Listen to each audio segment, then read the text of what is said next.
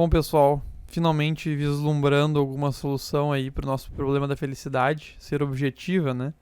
Ser a mesma para todos. A gente no capítulo 11, chamado Bom, Melhor e O Melhor, vai começar a entender o seguinte: não é porque a gente deseja uma coisa que esse desejo seja da mesma categoria de outros desejos.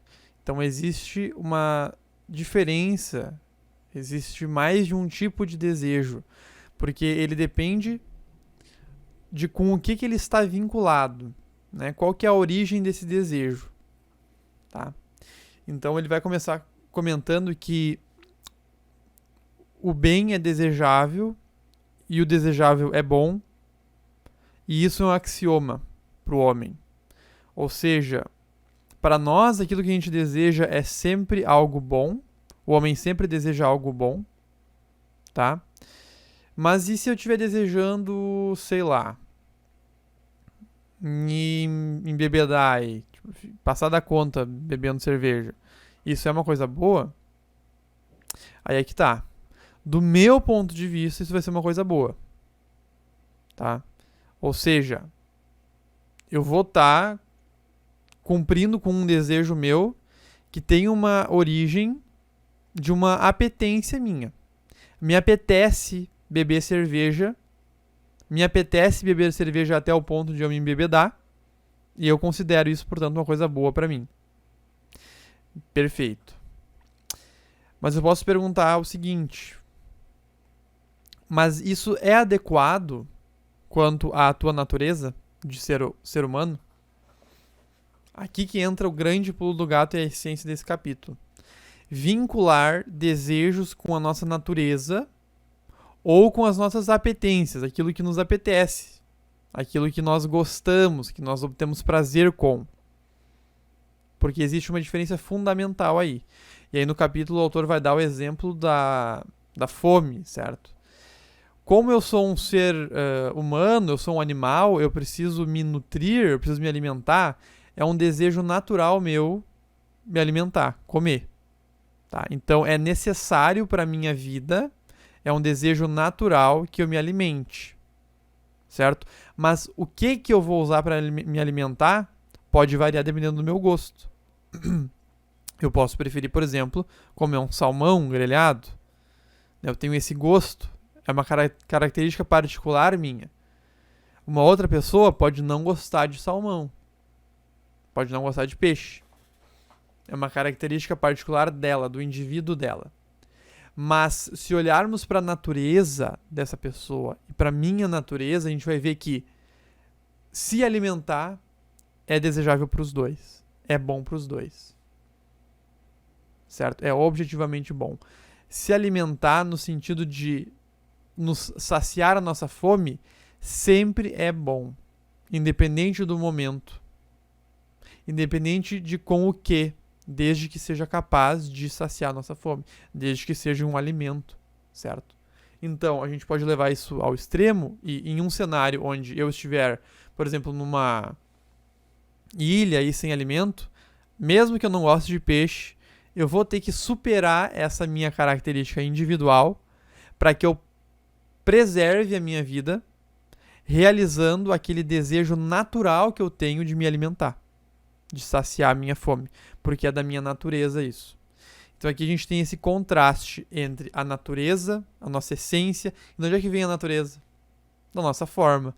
Então as aulas anteriores que a gente falou de forma vão nos ajudar muito agora a entender que como a gente tem uma forma, uma alma racional, uma essência, um núcleo, e ele é igual para todas as pessoas, né?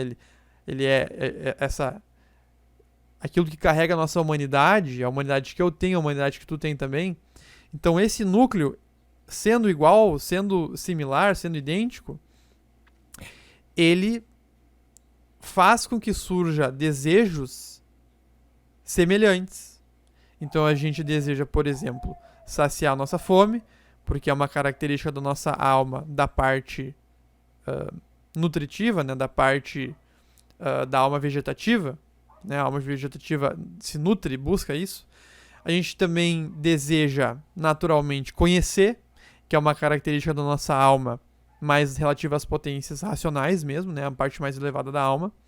Então, todos esses desejos naturais que surgem dessa forma, desse núcleo, são esses desejos naturais. E os bens que a gente alcança, os bens desejados por meio desses desejos, são aquilo que a gente vai chamar aqui no livro, Aristóteles chama, e o Mortimer Adler chama, de bens reais.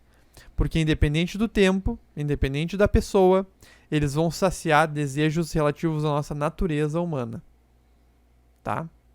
É claro, eles têm uma diferença. Por exemplo, a fome, como ela é um desejo para saciar uma parte corporal nossa, para cuidar do nosso corpo, ela tem um limite.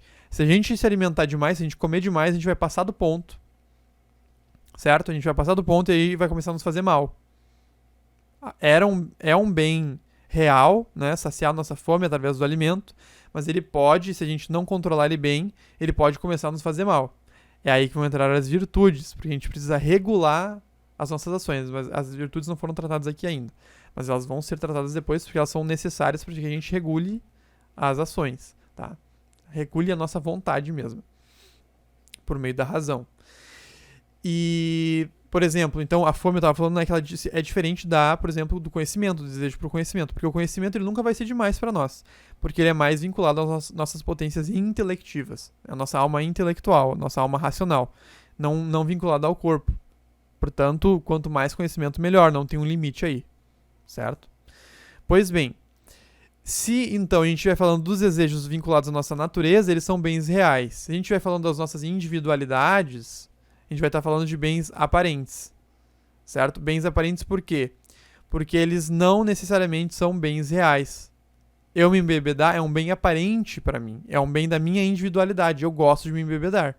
Mas não necessariamente ele é um bem real, porque ele não se adequa à minha natureza, certo? Se embebedar é uma degradação da minha natureza, certo? Eu perco certas capacidades, tá? Então é por meio disso que a gente vai entender que a felicidade ou o plano ótimo vai ser justamente aquele que tem como fins últimos os bens reais, e ele ainda permite no meio do caminho que tu alcance bens aparentes, bens da tua individualidade também. Mas a essência desse plano são os bens reais, que compõem a felicidade. Então, como todos os seres humanos têm a mesma natureza, a mesma essência, a felicidade derivada dessa essência é a mesma para todos, que é composta pelos bens reais e não pelos bens aparentes, certo? E agora ainda vai faltar a gente responder, mas quais bens exatamente? Essa água aqui, por que ela é boa especificamente? E eu posso consumir uma quantidade dessa água aqui que me faça mal, então como eu vou saber o quanto? Tá? Então ainda falta a gente completar essa questão, porque a gente ainda depende de coisas que estão faltando aqui, que são as virtudes, que vão nos ajudar a regular essas ações que envolvem bens reais, né? Esses desejos. Tá?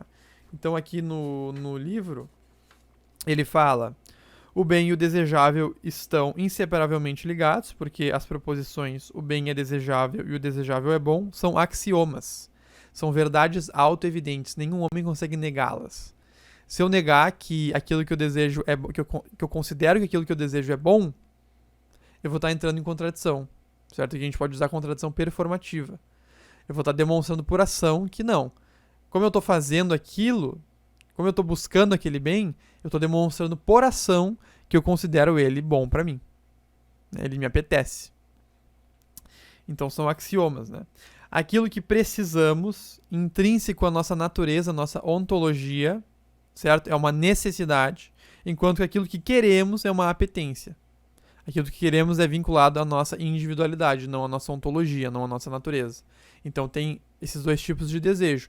O desejo que é relativo a uma necessidade e o desejo relativo a uma apetência, certo? Algo relativo à minha individualidade que eu gosto. Ambos são desejos, mas não do mesmo tipo. As coisas verdadeiramente boas para nós são sempre boas, não dependem do momento, certo? Sempre é bom saciar nossa fome, sempre é bom amar, sempre é bom conhecer, tá? O plano correto da vida boa é buscar os bens reais, tá? Então é por meio dos bens reais vinculados à nossa natureza que é a mesma para todos os seres humanos, que a gente encontra uma felicidade objetiva, igual para todos os seres humanos. É claro que cada ser humano vai ter o seu caminho, certo? A gente não está dizendo aqui que todos os seres humanos vão percorrer o mesmo caminho, porque deste bem real aqui em cima, que é o mesmo para todos, que é a felicidade por meio dos bens reais, a gente ramifica eles em bens menores. Esses bens menores, eles variam.